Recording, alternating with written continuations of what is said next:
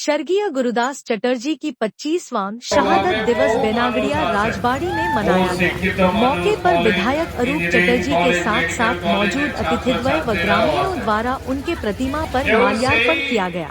सभा का संचालन जिप सदस्य बादल बाउरी एवं बलाई महतो ने किया। सभा को संबोधित करते हुए विधायक ने कहा कि इस क्षेत्र के लोग उन्हें भगवान मानते थे। यहाँ के महिलाएं आज भी उनके प्रतिमा पर प्रतिदिन शाम को दीप ज्वलाते व सुबह मोड़ोली देते हैं। वे उनके पिताजी की तरह ग्रामीणों के साथ देते हैं। बेनागड़िया एवं आसपास के गांवों के ग्रामीणों के साथ उनका खास लगाव था। उनके पिता 1990 साल में पहली बार विधायक इस क्षेत्र से लोग अधिक वोट दिए थे। इस दौरान स्कूली बच्चों के द्वारा सांस्कृतिक कार्यक्रम का आयोजन किया गया।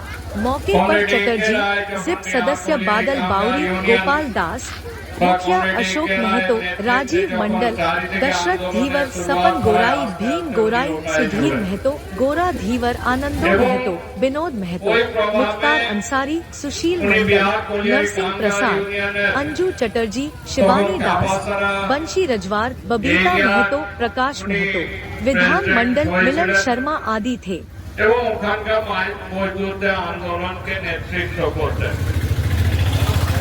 সেই সময় যদি আপনারা দেখেন 80 দশকে সিপিআইএমএল যেখানে আমরা আজকে আছি, সিপিআইএমএল ও ইন্ডিয়ান পিপলস ফ্রন্টের নামে ওরা আন্ডারগ্রাউন্ড একটা অর্গানাইজেশন চালাতো পুরো দেশে। এবং ইন্ডিয়ান পিপলস ফ্রন্টের যে সিসি ছিল, সেন্ট্রাল কমিটি ছিল, তার মিটিং, যাবতীয় মিটিং আমাদের বাড়িতে নিঃসাথে হতো। তো ওখান থেকেই সংগঠন সঞ্চালিত হতো পুরো দেশে। আইপিএফ যখন পরবর্তীকালে 90-এর দশকে ভাটপা মালের নামে ওটা প্রথম ওপেন অধিবেশন করে কলকাতায়, তখন আমরা জানতে পারি যে इंडियन पीपुल्स फ्रंटेरी सब साथीरा मिले सीपीआईएमएल संगठन बानिए। कमरेड एके राय नेतृत्वे प्रथम मार्क्सवादी समन्वय समिति 1990 साले एखान থেকে জিতেন এবং লাগাতার 3 বার এখান থেকে প্রতিনিধিত্ব করে। সেই সময় আপনাদের মনে হবে যে কেস চ্যাটার্জি যখন এমএলএ ছিল আমাদের এখানে 90-এর আগে, প্রথম এমসিসি থেকে এমএলএ ছিল, পরবর্তীকালেও কংগ্রেস থেকে যায়। ওনার দাপট, ওনার চতুরাই এখানকার মানুষ অনেকটা বুঝে গেছে। কিন্তু আমার বাবা যখন প্রথম ইলেকশন লড়ে 1990-এ, কমরেড গুরুদাস চট্টোপাধ্যায় যখন প্রথম ইলেকশন লড়ে, এখানকার গ্রামের মানুষেরা স্বেচ্ছায় ওনাকে সাথ দিয়েছিল। তখন কলিয়ারির রাজনীতিতে থাকা সত্ত্বেও গ্রামের মানুষেরা অতটা না পরিচিত থাকা সত্ত্বেও গ্রামের মানুষেরা ভরপুর সাথ দিয়েছিল। তাই প্রথমবারই দাঁড়িয়ে 1990 উনি জিতেছেন।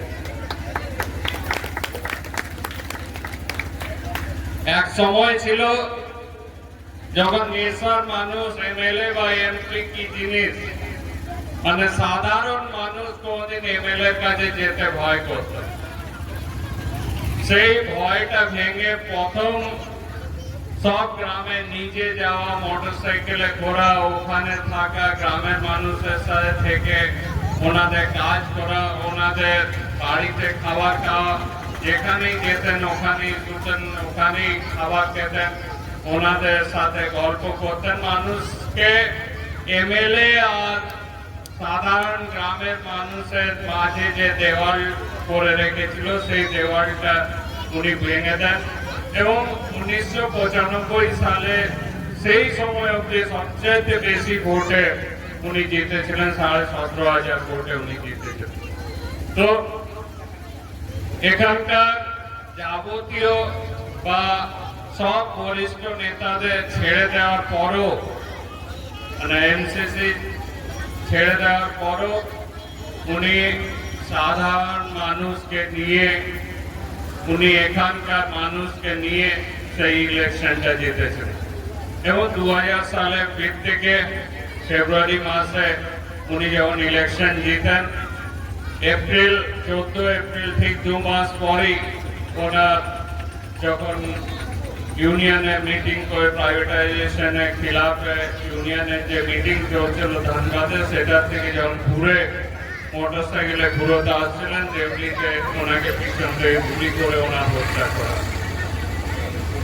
মাফিয়া বা আপনি বলতে পারেন যে মাফিয়া নেতা এবং পুলিশের যে গঠজোড় আছে তারা যখন হারাতে না পারে মানুষকে কোনো নেতাকে তখন তাকে হত্যা করে রাস্তার থেকে সরিয়ে দেওয়ার চেষ্টা করে। আমরা সবসময় এখানকার মানুষের সাথে দাঁড়িয়ে থাকি।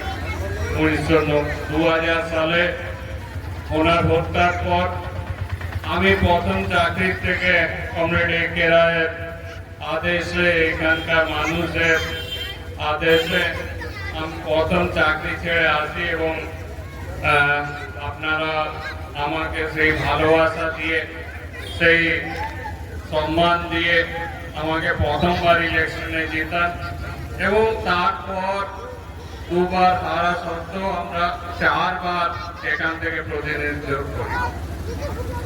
দেখুন আজকের দিনেও অনেক এমন সমস্যা আছে নেশা যেগুলো আমরা দূর করতে পারি।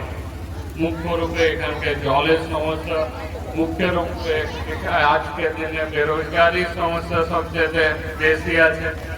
তো এই সব সমস্যা নিয়ে আগের 5 বছর, এটা নয় যে আমরা জিতে নিয়ে বসে আছি, আগের 5 বছর যদি সবচেয়ে বেশি কঠিন পরিশ্রম করতে হয় তা আমাদের সবাইকে করতে হবে এখানকার মানুষের আশা এবং আকাঙ্ক্ষাকে করার জন্য। আমরা জানি যে আমরা মানুষের সব অসুবিধা তো দূর করতে পারবো। আমরা